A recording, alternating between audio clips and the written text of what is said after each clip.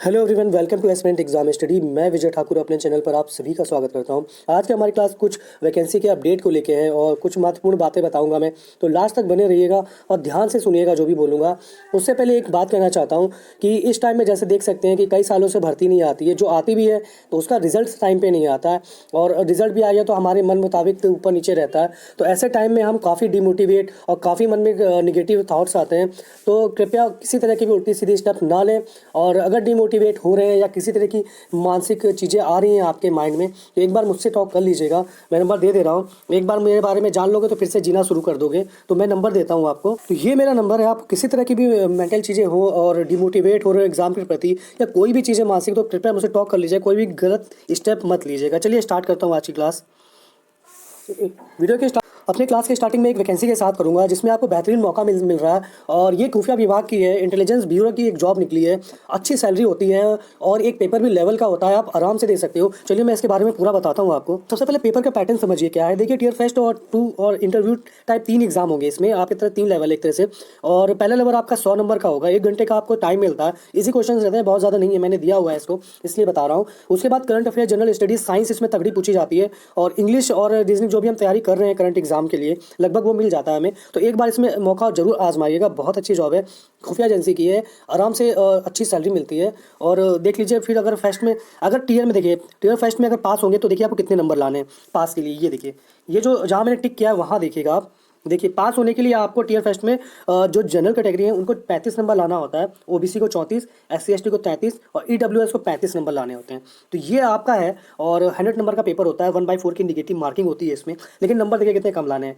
अगर आप इतने नंबर लाओगे तो सेकंड स्टेज के लिए क्वालिफाई कर जाओगे, और जितने क्वालिफाई करते हैं उसका 10 टाइम्स सेकंड के लिए बुलाया जाता है। सेकंड में सिर्फ इससे रिटन कंपटीशन होता है आपका, कंप्रीहेंशन जैसे देख सकते हो। अगर आपकी इंग्लिश लेकिन तगड़ी होनी चाहिए, इंग्लिश तगड़ी होगी तभी आप दे पाओगे। ये देखिए 50 मार्क्स का होता है, या ऐसे 30 मार्क्स का है, और इंग्लिश कंप्रीहेंशन 20 मार्क्स का होता है। तो आपकी इंग्लिश अगर तगड़ी है तो प्लीज़ जरूर दीजिए, नहीं भी तगड़ी है, थोड़ी बहुत भी काम चला हुआ है तो भी दीजिए। आपके पास एक अच्छा मौका है ये। तो देख लीजिए, अगर आप यूआर से 35 नंबर ले आते हो 100 में से, तो भी आप सेकंड स्टेज के लिए क्वालिफाई हो। काफ़ी सुनहरा मौका। चलिए मैं इसका पूरी चीज़ें बताता हूँ आगे। उसके बाद बात करते हैं कितनी सीटें हैं, तो 995 सीटें हैं, 995 सीटें हैं। यूआर के लिए 377 है, और ईडब्ल्यूएस के लिए 129, ओबीसी के लिए 122 सीट है, और एससी के लिए 134, 133 एसटी के लिए। 18 से 27 एज आपकी है तो आप भर सकते हो, और 5 साल आपको एससी एसटी में छूट मिलेगी, और 3 साल ओबीसी में आपको छूट मिलती है। तो आराम से बहुत बेहतरीन मौका है, चाहिए और भरिए।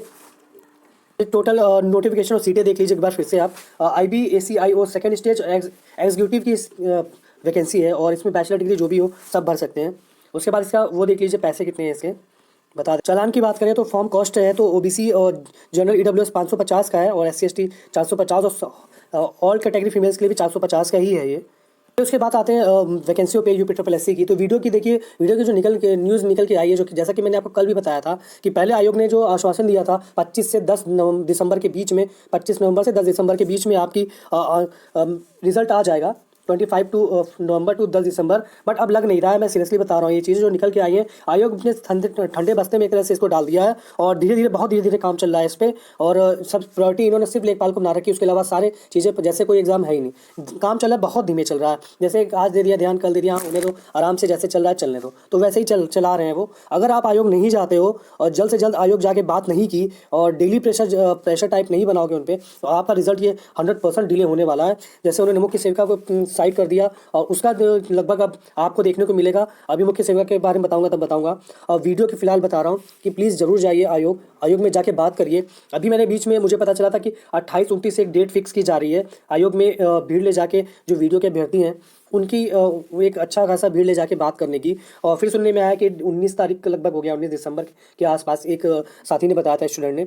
तो हो सकता है कि इसमें कोई भी डेट होगी, तो ज़रूर जाइए। जो भी डेट डिसाइड होता है वो मैं बता दूंगा कंफर्म आपको, और नहीं भी होता तो अपने साथियों के टच में रहिए जो भी वीडियो वाले हैं, और जिस दिन जाएँ प्लीज़ ज़रूर जाइए और आयोग पे बनवाइए, वरना रिजल्ट बहुत देर करेंगे ये, और बहुत ज़्यादा डिले कर देंगे। ये दिसंबर लास्ट से आके जनवरी स्टार्टिंग के चक्कर में है, मैं सीधे बता रहा हूँ। अब जिसका भी डीवी होने वाला है लेखपाल का छोड़ के बता रहा हूँ, जिसकी भी डीवी रिजल्ट आने वाला है या किसी तरह का भी रिजल्ट आने वाला है, ये सीधे सीधे दिसंबर लास्ट से जनवरी स्टार्टिंग की तरफ जा रहे हैं। तो अगर वहाँ जाएंगे तो इलेक्शन है, इलेक्शन में भर्तियाँ फंस जाएंगी और जो उसके बाद ही फिर कुछ प्रोसेस देखने को मिलेगा। तो मैं सीधा कह रहा हूँ कि वीडियो वाले प्लीज़ आयोग जाइए और अपनी चीज़ें पूछिए, दबाव बनाइए और निकलवाइए रिजल्ट, वरना टाइम लग जाएगा। उसके बाद जैसा कि जानते हैं, रिजल्ट आयोग की बात पे कोई भरोसा नहीं है। वो सिर्फ जैसे ही कोई बात करने जाता है दूसरे बताते हैं हाँ जाओ जाओ इतने तारीख को सब हो जाएगा, ऐसे बताते हैं। तो आपको एक अच्छे से पूछना होगा आयोग की बात। और यूपी में वैकेंसी की बरसात एक ही जैसी है, सभी जानते हैं यूपी में नौकरी की बरसात कैसी है, वैसे आयोग की बात भी है। उसके बाद मुख्य सेविका पे आते हैं। देखिए मुख्य सेविका भर्ती भी लेट होगी, इतनी जल्दी इसका आपको आंसर की फाइनल वाला देखने को नहीं मिलेगा। जो ये आंसर की पहले जारी करने वाले थे उसमें फिर से वो डिले करने लगे हैं। अभी आपको दिसंबर के 15 दिसंबर के आस बाद में ही देखने को मिल सकता है। 15 दिसंबर के बाद आपको इसका जो डीवी का सॉरी आंसर की का है वो पता चलेगा, फाइनल आंसर की। और यही चीज़ जनवरी में चली जाएगी आपके, जनवरी 15 के बाद आपकी डीवी जो डीवी रिजल्ट है आपको जो 1 महीने बाद 15 जनवरी के आसपास देखने को मिलेगा। और जनवरी लास्ट में अगर ये बहुत जल्दी करते हैं तो जनवरी के लास्ट में आपकी स्टार्टिंग हो सकती है। फिलहाल मैं अभी ये बता रहा हूँ कि मुख्य सेविका के लिए मैंने कल भी बताया था कि प्लीज़ एक ग्रुप बनाइए गर्ल्स का, और वो ऐसा ग्रुप रहे जो हर जगह जाके बोलने की क्षमता रखता हो उसमें। तो वैसा ग्रुप बनाइए और जाइए आप भी आयोग पे। नहीं है तो वीडियो, और जिस दिन वीडियो वाले जा रहे हैं उसी दिन जाइए, तो आपको एक भीड़ मिल जाएगी। और ये मत बताइएगा कौन कौन सी भर्ती वाले हैं, सब एक साथ क्वेश्चन करिए तो आपको एक भीड़ मिल जाएगी उस तरह से। तो मुख्य सेविका से रिलेटेड भी यही है कि आपकी फाइनल आंसर की अभी नहीं आएगी, बहुत डिले हो गया है, आयोग बहुत सुस्त स्पीड है, उसी का सब नतीजा भुगत रहे हैं। तो प्लीज़ जाइए और अपनी चीज़ें देखिए, अपनी चीज़ें करिए।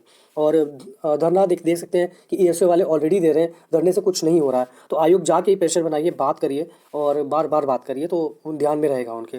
तो चलिए बताता हूँ लेखपाल। देखिए लेखपाल भर्ती के लिए अब वो कुछ चंदा अंदा चल रहा है, मैंने पता किया तो देखिए चंदा अंदा मत दीजिए। कोर्ट केस के लिए चंदा ऑलरेडी कोर्ट केस चल रहा है आपका।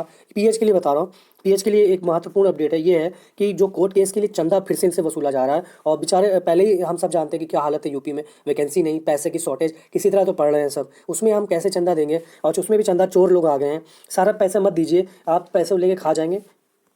मैं आपको अभी हेयरिंग डेट दिखा देता हूँ कि एक भी आपकी अभी सुनवाई नहीं हुई है और उसके बाद भी ये चंदा वाला प्रोग्राम चल रहा है लेखपाल भर्ती में खासकर। तो इस सब चक्करों में फंसे ना, वरना पैसे वेस्ट कर देंगे। चलिए मैं दिखाता हूँ आपको कि आपकी हेयरिंग अभी एक भी नहीं हुई है। तो जैसा कि देख सकते हैं, सबसे पहले 30/10 को हेयरिंग होनी थी लेकिन पास ओवर हो गया। उसके बाद 11/6/11 को होनी थी, ये भी पास ओवर हो गया। उसके बाद 18/11 को होनी थी, ये भी पास ओवर हो गया। मतलब कि आपकी अभी एक बार भी सुनवाई नहीं हुई है। ये पीएस से रिलेटेड चीज़ें बता रहा हूँ मैं, लेखपाल में जो है। तो प्लीज़ चंदा मत दीजिए, चंदा की खबरें बहुत आ रही हैं। एक दो स्टूडेंट ने मुझसे पूछा भी था कि सर ये क्या चल रहा है चंदा, हमें समझ में नहीं आ रहा। तो देखिए आप अगर जानते हो विश्वास पात्र हैं आपके, आपके ग्रुप के ही हैं और वो वाकई चीज़ें कर रहे हैं, तब ये सोच समझ के पैसे दीजिए। अदरवाइज अननोन नंबर और नोन चीज़ों पर कभी ना पे करिए। मैं बता रहा हूँ आपको, आप वो पैसे लेके निकल लेंगे, आप बेवकूफ़ बन जाओगे। पैसे इस समय बहुत मुश्किल से आ रहे हैं, वैकेंसी है नहीं, और किसी तरह तो फॉर्म भरते हैं लेके, वो चीज़ें मैं समझ सकता हूँ। तो लेखपाल के लिए महत्वपूर्ण बात थी कि चंदा मत दीजिए। और इसमें एक चीज़ मैं बता दूं कि थर्ड लिस्ट आपको बहुत जल्दी देखने को मिलेगी और उसमें उतार चढ़ाव भी देखने को मिलेगा, तो तैयार रहिए। और एक सरप्राइज़ और भी मिलेगा आपको लेखपाल में, तो तैयार रहिए। उसके बाद बात करते हैं हम वन दरोगा रनिंग की। देखिए जो खबरें निकल के सामने आई हैं उसके अकॉर्डिंग वन दरोगा का आपको जो रनिंग है वो 25 दिसंबर के बाद देखने को मिल सकता है, और 25 दिसंबर के बाद आपको देखने को मिलेगा। चलिए मैं इसका पूरा डिटेल बताता हूँ आपको। जैसा कि देख सकते हैं वन दरोगा का था ये कट ऑफ, और देख लीजिए क्या क्या गया था। अनरक्षित के लिए 71.50 गया था, और अन्य पिछड़ा वर्ग के लिए भी देख लीजिए लगभग वैसे ही रहता है, कुछ ज़्यादा चेंज नहीं होता। ईडब्ल्यूएस वही मैं हमेशा कहता हूँ, यूपी पैट से जो भी भर्तियाँ आई हैं लेटेस्ट, उसमें स्टार्टिंग का जो कट ऑफ होता है तीनों का एक ही होता है, तो वो 71.50 है। चलिए मैं एक बार फाइनल कट ऑफ बताने की आपको कोशिश करता हूँ, जितना मैंने एनालिसिस किया है। ये रनिंग के बाद का बता रहा हूँ मैं, और नहीं रनिंग के जस्ट पहले का, अभी मतलब आप जो एक्सपेक्ट हो रहा है कि कितना जा सकता है वो बता रहा हूँ मैं, क्योंकि 2 गुना ही चुना गया, लगभग 2.5 गुना मान लीजिए, उससे ज़्यादा नहीं चुना गया अभ्यर्थी इसमें। तो इसमें हम 75 के आसपास मान सकते हैं, 75 के आसपास आपको देखने को मिल सकता है, या इससे भी एक नंबर कम मान लीजिए आप। -1 करिए, -2 पर नहीं जाएगा, मैं प्लस नहीं कर रहा, माइनस में ही बताऊंगा मैं आपको। उसके बाद इसमें अनुसूचित जनजाति एससी का देख रहे हो आप, एससी में आप 66.25 है, तो इसको 70 लेके चलिए, और 70 में -1। उसके बाद अनुसूचित एसटी का मान लीजिए, एसटी का 61.25 है, तो इसको 65 के आसपास चलिए। पहले मैं जो बता रहा हूँ वो, और या फिर एक कम जा सकती है, तो -1 64 के आसपास। उसका अन्य पिछड़ा वर्ग का 71.4, तो इसकी 74 -1 रख लीजिए, 74 स्टार्टिंग की या -1 होगी। उसका ईडब्ल्यूएस की भी 71 पॉइंट है, तो इसकी 73 प्लस रख लीजिए। तो ये आपके जाने की संभावना है, वन दरोगा के लिए बता रहा हूँ मैं। और बाकी की रनिंग के बाद क्लियर हो ही जाएगा, क्योंकि बहुत ज़्यादा स्टूडेंट इसमें नहीं बुलाए गए हैं। चलिए मैं रनिंग के लिए आपको बताता हूँ। 701 की वैकेंसी थी ये, और जो बुलाए गए हैं वो 1657 बच्चे बुलाए गए हैं। तो देख लीजिए 701 1400 लगभग 2.5 गुना मान के चलिए आप इसे। ओवरऑल बता रहा हूँ, जस्ट कैलकुलेशन नहीं है, जस्ट एक अंदाज़ा बता रहा हूँ। तो इसकी होगी। एक तो ये चीज़ समझ में नहीं आती है, इसमें रनिंग भी होनी है, उसके बाद हल्का सा आपका मेडिकल भी होगा उसमें, क्योंकि रनिंग के बाद वो सब चीज़ परीक्षण करेंगे ही शारीरिक का। तो उसमें देख लीजिए 2 गुना बुलाया गया है, और लगभग 2.5 गुना मान के चलिए। और जिन में सिर्फ कागज जांच के बाद आपको ज्वाइनिंग दे दी जाती है, उन सब भर्तियों में 3.5 गुना 4 गुना ऐसे स्टूडेंट बुला रहे हैं। तो ये चीज़ें समझ के बाहर है, यूपी ट्रिपल एससी कौन सा दिमाग लगा रहा है। इसमें रनिंग होनी है, मेडिकल होनी है, इसमें काफ़ी बच्चे बाहर होंगे, और उस स्थिति में ये जो कट ऑफ मैंने बताई है अभी, वो और गिर सकती है। मुश्किल से +2 ही मान के चलिए फिर, क्योंकि 2 गुना 2.5 गुना बच्चे हैं, इसमें 1 गुना तो लगभग फेल ही हो जाएंगे। तो भागना ईजी नहीं है 24-25 किलोमीटर, वो भी 3-4 घंटे में। तो वो चीज़ें बता रहा हूँ। तो काफ़ी बुद्धि ख़राब करने वाला ये जो यूपी ट्रिपल एससी का रहता है। इसमें कम से कम 4 गुना अभ्यर्थियों को बुलाना चाहिए था, ताकि अगर रनिंग में जो फेल हो, मेडिकल में निकले बाहर, उससे जो बचेंगे तो उनको शॉर्ट लिस्ट किया जाए। लेकिन इसमें 2.5 गुना, और जिसमें सिर्फ कागज जांच के बाद सिर्फ ज्वाइनिंग देनी है, उसमें 3.5 गुना 4 गुना बुला रहे हैं। अजीब है बिल्कुल। तो उसके बाद बात करते हैं वन दरोगा मेडिकल डॉक्यूमेंट की। देखिए इसका डॉक्यूमेंट कौन कौन सा ले जाना है देख लीजिए, और डेट भी बता दे रहा हूँ मैं फिर से एक बार। तो सबसे पहले डेट देख लीजिए कौन कौन सी है। जो 11 है, 12 है, 14 है, 16 है, 18, 19, 21, 23, इन डेट्स में आपका परीक्षण होगा। और 18 मंडल जनपद के मुख्यालय है जो वो परीक्षा केंद्र होगा। ये आपका मेडिकल के लिए सामग्री, सॉरी लिस्ट देख लीजिए डॉक्यूमेंट की क्या क्या ले जानी है आपको। आपके जो एकेडमिक डॉक्यूमेंट है वो तो ले ही जाना है, उसके अलावा देख लीजिए। उसके बाद एक्सरे होना चाहिए आपका, और ये बहुत ज़्यादा पुराना नहीं होना चाहिए, ये लेटेस्ट ही मांगा गया है ये सारी जांच आपकी।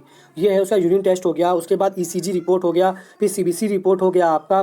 उसके बाद देख लेते हैं कॉन्टैक्ट लेंस लगाते हैं तो उसका आपको परीक्षण जो सर्टिफिकेट हो वो ले जाना है आपको। तो इस तरह के डॉक्यूमेंट आपको वहाँ देने होंगे। तो जैसे देख सकते हो कि आप इसमें 15 दिन के पहले आपको टाइमिंग दी गई है। कि विशेष चीज़ ये है, 15 दिन की अवधि की पहले की जारी होनी चाहिए जब आपकी नोटिस आई है। तो बहुत पुराना आपका सर्टिफिकेट नहीं चलेगा। आप ये डॉक्यूमेंट जो भी मांगे गए हैं वहाँ उपस्थिति के लिए, तो ये प्लीज़ ले जाए और टाइम से जाइए। और एक अच्छा मौका है आपके लिए, क्योंकि फिजिकल आप ऑलरेडी हो पास, सिर्फ मेडिकल जाँच करिए और निकलिए, जॉब लीजिए। तो चलिए देखते हैं आगे। जूनियर असिस्टेंट की बात करें, जूनियर असिस्टेंट 55-12 की वैकेंसी देखिए कोर्ट में है, और आरक्षण का दर्द झेल रही है। तो जो भी होगा अपडेट में इसके लिए बताऊंगा आपको। फिलहाल अभी इसका एग्जाम होने की कोई संभावना नहीं है। ये या इलेक्शन के जस्ट पहले होगी, फरवरी लास्ट के टाइम, या फिर इलेक्शन के बाद होगी। ये इसका अभी जनवरी और फरवरी के 15 के पहले तो कोई दिख नहीं रहा होने की संभावना। वीपीओ की संभावना है फरवरी में आसपास, 15 के आसपास बन रही है, वो है। तो वीपीओ के लिए लगी है अभी। जूनियर असिस्टेंट के लिए आपको भरपूर टाइम मिलेगा, उसके लिए पढ़ते रहिए। एएसओ अभ्यर्थी बेचारे डेली धरना दे रहे हैं, ठंड में भी इको गार्डन में बैठे हुए खुले आकाश के नीचे, और खाने पीने हर चीज़ की दिक्कतें हैं उनको वहाँ पे। उसके बाद भी सरकार सुन नहीं रही है। काफ़ी टाइम हो गया धरना देते हुए, जैसे लग रहा है कि उन्हें कोई मतलब ही नहीं है। तो चलिए मैं फोटो दिखाता हूँ आपको। देख सकते हैं एसओ के अभ्यर्थी बैठे हुए हैं काफ़ी लंबे टाइम से। इनकी ज्वाइनिंग होनी है, कुछ का इंटरव्यू होना है, कुछ की रिव्यू भी हो चुकी है। सिर्फ ज्वाइनिंग लेटर देके इनको सेटल करना है। उसके बाद भी काफ़ी टाइम हो रहा है, और बहुत साल से लगभग देख लीजिए 2019 की भर्ती है और अभी तक झेल रहे हैं। 4 इलेक्शन टाइम पे हो जाएगा, रिजल्ट 2 महीने में आ जाएंगे, लेकिन अभ्यर्थियों की चिंता नहीं है तो नहीं है। तो देखने वाली बात होगी कि आयोग क्या करता है, सरकार क्या करती है। चुनावी वर्ष से हो सकता है जल्दी जल्दी दे दे। तो जो भी होगा मैं अपडेट बताता रहूँगा। आज के लिए इतना ही, मिलते हैं नेक्स्ट वीडियो में बहुत जल्दी। धन्यवाद। चैनल पे बने रहिए, और जो भी प्रॉब्लम हो प्लीज़ कमेंट में पूछ लिया करिए, मैं बता दिया करूँगा। और नेगेटिव कमेंट्स वालों से यही है कि आप थोड़ा सा अपने आप को ऊपर करो, मुझे फ़र्क नहीं पड़ता है। मेरे पास सिर्फ एक ही ऑप्शन है, रिमूव कर दूँगा, कोई दिक्कत नहीं है। चलिए आज के लिए इतना ही, मिलते हैं नेक्स्ट वीडियो में।